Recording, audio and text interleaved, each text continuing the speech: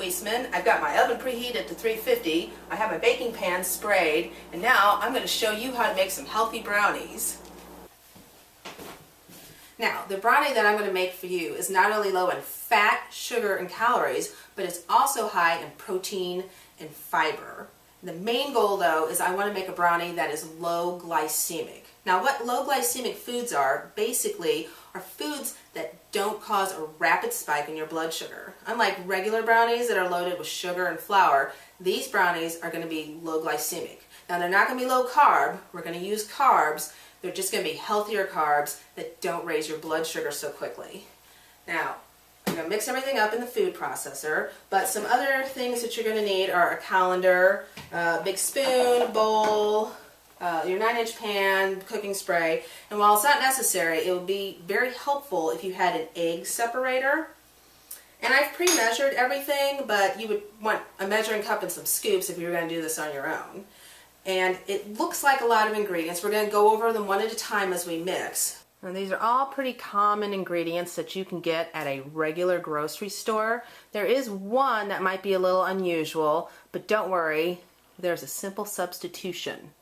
Okay, there's no set order to the way we mix the ingredients, but I like to mix the wet ingredients up first and then do the dry ingredients separately. However, there is one dry ingredient that I have to prepare in the food processor beforehand.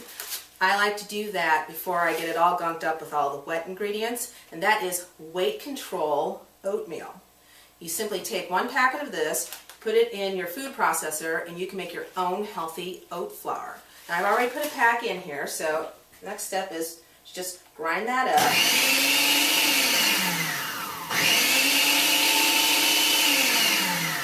And soon you'll have your own oat flour.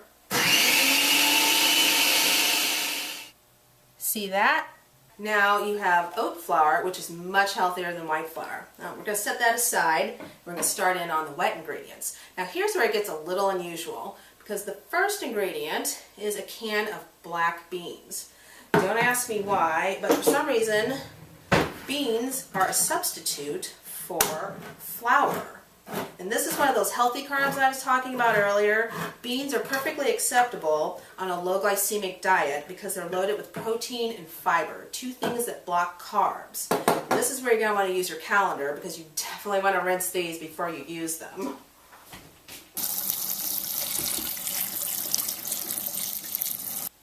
Now I'm just going to put those in here and move on to our next ingredient.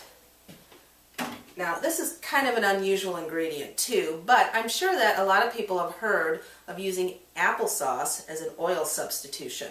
Now here we're going to use a 1/2 cup, and as you can imagine, we are saving a lot of fat and calories with this step, because at this point, this would be where most people would put butter or some sort of vegetable oil in the mix. Now for our final wet ingredient, we're going to use 3 egg whites, and this is where you needed the egg separator, but don't worry if you don't have one, because you can take the egg and crack it in your hand and just let the egg white drip through your fingers. I know it's kind of gross, but it'll do in a pinch. Now we're going to mix that up a little bit. It's not going to look like much at first. In fact, it's going to be kind of soupy looking. Yeah, it doesn't look like much yet, but once we start putting the dry ingredients in, it's going to look a lot more like brownie batter. Now, we're going to go back to the oat flour that we made in our earlier step. It's pretty straightforward from here. We're going to put 4 tablespoons of unsweetened cocoa powder in, and then a teaspoon of baking powder, and a teaspoon of guar gum. Now, this is the ingredient that I was talking about that is a little unusual and you can't find it at the grocery store.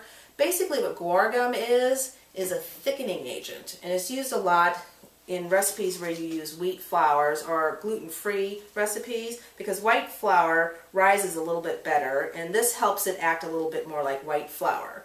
So a teaspoon of that, but if you don't have guar gum, you can use a teaspoon of baking soda, and you should be just fine with that.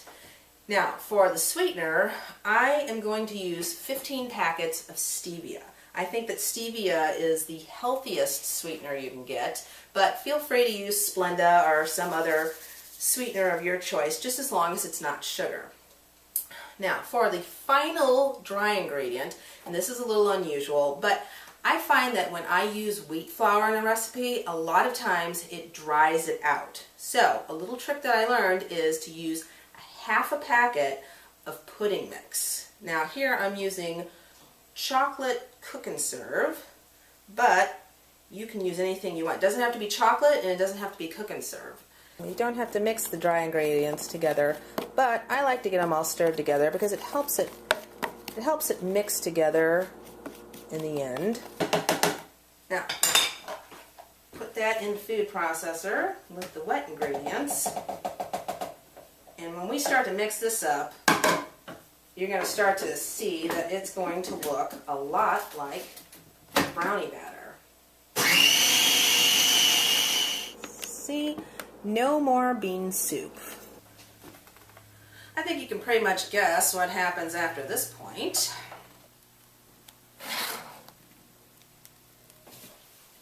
Put that in the oven. Set the timer for 30 minutes.